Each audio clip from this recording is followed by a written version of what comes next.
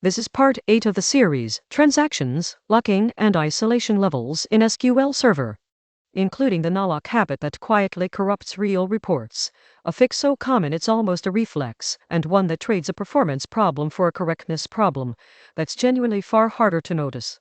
Every query we've written across this entire series has quietly assumed you're the only one touching the table. Real systems have dozens, sometimes thousands of people reading and writing the exact same rows at the exact same instant, and this video is about what happens the moment that assumption breaks. Quick recap. Part 6 was window functions. Part 7 was indexes and query performance. Part 8, transactions, locking, and isolation levels. This is about the handful of very real bugs that only show up under genuine concurrency. Bugs that are completely invisible in testing with one user and show up constantly the moment real traffic hits a real system. Let's start with the classic version of this problem. An account has $500. Two withdrawals of $100 happen at the exact same moment. Transaction A reads the balance, 500. Transaction B reads the balance, also 500, before A has written anything back. Transaction A computes 500 minus 100, writes 400. Transaction B computes the exact same thing, 500 minus 100, and also writes 400. Final balance, $400, but two separate withdrawals actually happened. It should be 300. One of those withdrawals simply vanished, with no error, no warning, nothing. So, formally, what is a transaction? A group of statements that succeed completely, or fail completely, nothing in between ever gets left half done. Begin transaction, 2 updates moving money from one account to another, then commit, or roll back entirely on any error. This is where the acronym ACID comes from, atomic, all or nothing. Consistent, valid data in, valid data out. Isolated, concurrent transactions genuinely shouldn't corrupt each other. Durable, once committed, the change survives even a server crash. This entire video is really about that third letter, isolation, because that's where almost all of the genuinely tricky bugs live. Here is the actual bug behind the lost update problem we'd opened with. This looks completely reasonable at first glance. To declare a variable, select the current balance into it, and separately, update the balance using that variable. The read and the write are 2 entirely separate steps, and anything at all can happen in the gap between them, including another transaction running the exact same read and write sequence. Whichever write finishes last simply overwrites the other, silently, with absolutely no error raised at all. Here's the fix, and it's genuinely simpler than the buggy version. Update accounts, set balance equal to balance minus 100, where account ID equals 1. There's no separate read step happening at the application level to go stale. SQL Server reads the current value and writes the new one together, under a single row lock, as one atomic operation. 2 concurrent withdrawals now genuinely queue up behind each other, and both apply correctly. 500 minus 100 genuinely equals 300. Now, the bigger trap, and honestly the single most common real-world mistake in this entire topic, the NOLOCK hint. Select everything from orders with NOLOCK, where order status equals pending. This gets added constantly as a quick fix the moment a report feels slow or blocked. Here's what it actually does. NOLOCK reads uncommitted, in progress, possibly about to be rolled back data. It's the read uncommitted isolation level applied to a single query, and it silently causes dirty reads, skipped rows, and even duplicate rows on the exact same query run twice against data that never actually changed at all. It trades a performance problem for a correctness problem, and correctness problems are far, far harder to ever notice, because the query still runs, and it still returns rows. They're just quietly, sometimes, wrong. Let's line up the isolation levels side by side. Read uncommitted allows dirty reads. Read committed, SQL Server's actual default, prevents dirty reads entirely. Repeatable read goes further and also prevents non-repeatable reads. Serializable, the strictest standard level, also prevents phantom reads, at the cost of the most blocking of any of them. And SNAPSHOT, a SQL Server specialty, allows no blocking at all by using row versioning instead of locks entirely. Let's actually walk through what a dirty read looks like. Transaction A updates a price to $0 just for testing and hasn't committed yet. Transaction B, running under read uncommitted, reads that price as 0 and shows it directly to a customer. Then transaction A hits an error and rolls back entirely, meaning that price was never actually zero at any point that officially existed. Transaction B already acted on data that, as far as the database is concerned, never happened.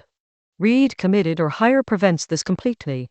A reader simply waits for or ignores uncommitted changes from other transactions.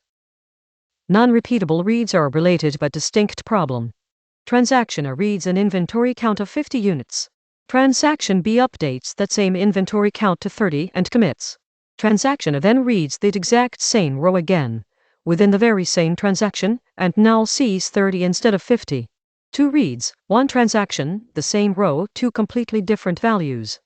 Repeatable read isolation holds a lock on rows it has already read, guaranteeing they genuinely cannot change until the transaction finishes entirely. Phantom reads take this one step further still. Transaction A runs a range query selecting all orders over $1,000 and gets back 12 rows. Transaction B inserts a brand new $1,500 order and commits. Transaction A runs the exact same query again and now gets back 13 rows. A brand new row genuinely appeared out of nowhere mid-transaction, a phantom. Only serializable, the strictest isolation level available, actually prevents this by locking the entire range being queried, not merely the specific rows that happen to be read. Now, deadlocks, a completely different flavor of concurrency problem. Transaction A updates row 1, then pauses briefly, then tries to update row 2. Transaction B, running at the same time, updates row 2 first, then pauses, then tries to update row 1. Transaction A is now holding a lock on row 1, waiting on row 2. Transaction B is holding a lock on row 2, waiting on row 1. Neither one can ever proceed. They're each waiting on something the other one is holding, forever, unless something intervenes. So how does SQL Server actually resolve that standoff? It detects the cycle automatically, chooses one transaction to become the, quote, deadlock victim, and kills it outright with error 1205, rolling that one back completely, while the other proceeds normally. Your application code genuinely needs to catch that specific error and retry the operation. As for avoiding deadlocks in the first place, always access tables and rows in the same consistent order across every transaction in your entire codebase. Keep transactions as short as realistically possible. And never wait on user interaction or an external API call in the middle of an open transaction. SQL Server has its own elegant answer to a lot of this: snapshot isolation. Instead of locking rows at all, SQL Server keeps a versioned copy of each row as it changes over time. A reader running under snapshot isolation sees the data exactly as it looked at the start of its own transaction, completely unaffected by whatever other transactions are writing at that same moment. No blocking, no dirty reads, and genuinely no need for a NOLOCK hint anywhere. The real trade-off: extra work and TempDB to actually store all of those row versions as they accumulate. Let's cover the mistakes worth watching for. First, reaching for NOLOCK as a default habit whenever something feels slow.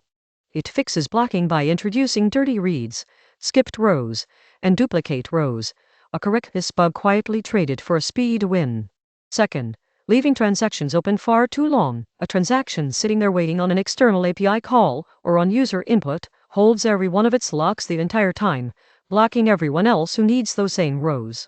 And third, using serializable everywhere just to feel safe. The strictest isolation level also causes the most blocking and the most deadlocks of any of them. Match the isolation level to the actual risk in front of you, not simply the maximum level available. Let's walk through a bank transfer done properly, start to finish. Begin transaction.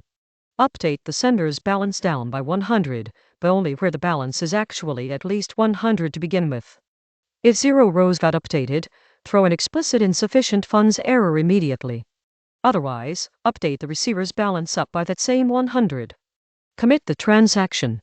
Begin catch, roll back the entire transaction, and rethrow the original error upward.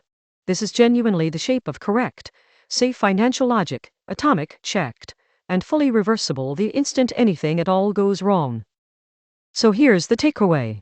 Concurrency doesn't break your data. Assuming it away does.